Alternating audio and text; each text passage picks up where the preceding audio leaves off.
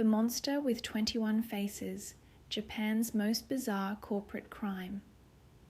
In the sprawling metropolis of Osaka, on a chilly evening in March 1984, Katsuhisa Ezaki, the president of the Glico Confectionery Company, was about to become the first victim in what would evolve into one of Japan's most perplexing criminal cases.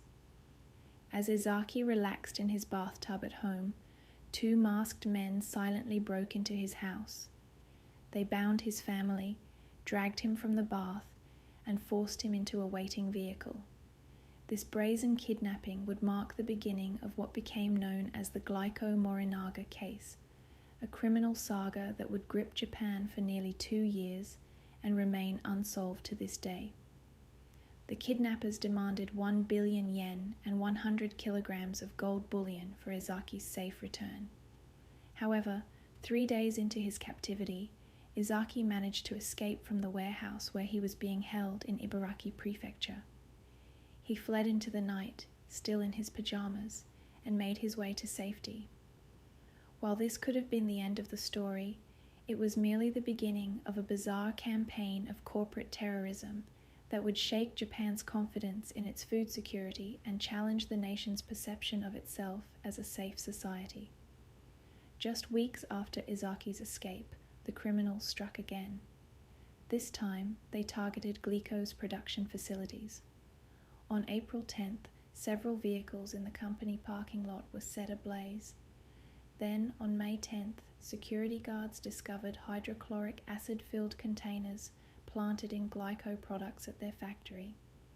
The company was forced to pull millions of dollars worth of candy and other sweets from store shelves, causing devastating financial losses. But what truly set this case apart was the emergence of a mysterious group calling themselves the Monster with 21 Faces, named after a villain in a popular detective novel by Edogawa Rampo. They began sending letters to the media, taunting the police and Glico management. Their writing style was distinctive, using Osaka dialect and a peculiar mix of playful and threatening language that captured public attention. One of their most infamous letters read, "Dear dumb police officers, don't tell a lie. All crimes begin with a lie, as we say in Japan. Don't you know that?" The group seemed to take pleasure in humiliating law enforcement, often predicting their next moves, and then executing them flawlessly, always staying one step ahead. The Monster with 21 Faces didn't limit their terrorism to Glico. In October 1984, they expanded their targets to include Morinaga, another major confectionery company. They began sending letters threatening to poison Morinaga's products with potassium cyanide. To prove they were serious, they claimed to have already laced some products with the deadly substance and placed them on store shelves. They marked these products with warning labels, creating panic among consumers and forcing stores to remove Morinaga products from their shelves. The criminal group's methods were sophisticated and showed intimate knowledge of corporate Japan. They manipulated the media masterfully, sending letters to newspapers that contained both threats and bizarre commentary on Japanese society. They seemed to relish the chaos they created, often signing their letters with taunting phrases like, "We are bad guys. We have no friends." The police response was massive. At its peak, the investigation involved 170,000 police officers across Japan. The case became the largest and most expensive investigation in Japanese criminal history. Yet despite the enormous resources devoted to catching them, the Monster with 21 Faces remained elusive. The investigation took a tragic turn in August 1985, when Superintendent Yamamoto of the Shiga Prefecture Police, who had been in charge of the investigation, committed suicide by setting himself on fire. His death shocked the nation and seemed to mark a turning point in the case. Just 5 days after Yamamoto's suicide, the Monster with 21 Faces sent their final letter to the media. It read in part, "Yamamoto of Shiga Prefecture Police died. How stupid of him. We've got no friends or secret hiding place in Shiga. It's Yamamoto's fault that we became famous. We are bad guys. That means we've got more to do other than bullying companies. It's fun to lead a bad man's life. Monster with 21 faces. After this letter, the group disappeared as mysteriously as they had emerged. The case remains unsolved to this day, though theories about their identity continue to circulate. Some believed they were former employees of the targeted companies. Others suspected organized crime involvement, and still others theorized they were rogue police officers or corporate insiders. The Glico-Morinaga case fundamentally changed Japanese society. It exposed vulnerabilities in corporate security and forced companies to implement stricter safety measures for their products. The incident also marked the first major product tampering case in Japan, leading to the development of tamper-proof packaging that is now standard worldwide. The investigation yielded several suspects, but no conclusive evidence. The most promising lead was a man witnesses described as having eyes that appeared to be like those of a fox.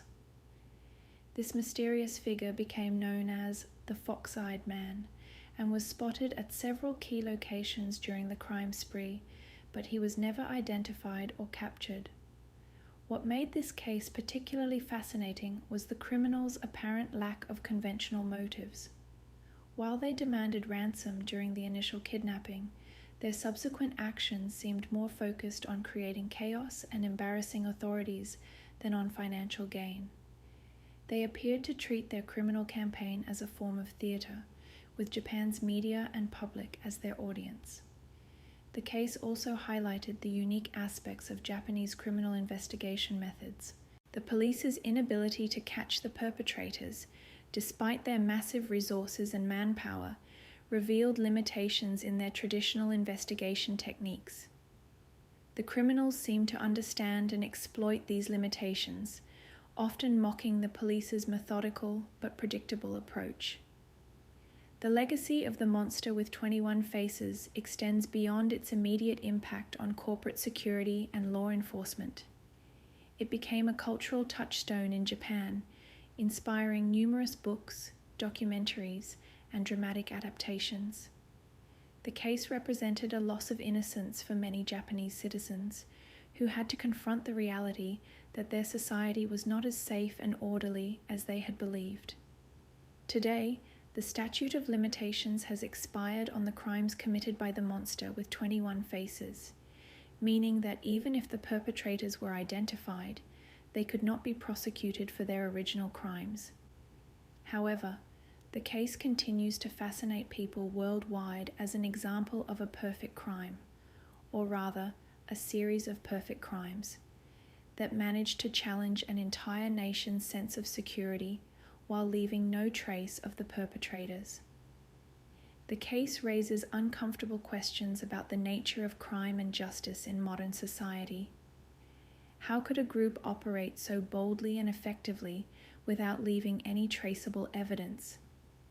What does it say about our investigative capabilities when a criminal group can orchestrate such an elaborate campaign of terror while remaining completely anonymous? Perhaps most disturbing is the possibility that the perpetrators are still out there, living normal lives, possibly even following the ongoing discussions about their crimes. The monster with 21 faces demonstrated that sometimes the most frightening criminals are not those who commit violent acts, but those who can orchestrate fear and chaos while remaining invisible, leaving us to wonder if they might still be watching from the shadows. This case remains one of the most intriguing unsolved mysteries in criminal history, not just for its complexity and the audacity of the perpetrators, but for what it reveals about the vulnerabilities of modern society and the limitations of traditional law enforcement methods. It stands as a reminder that sometimes the most significant crimes are not those that cause physical harm, but those that shake our fundamental sense of security and order.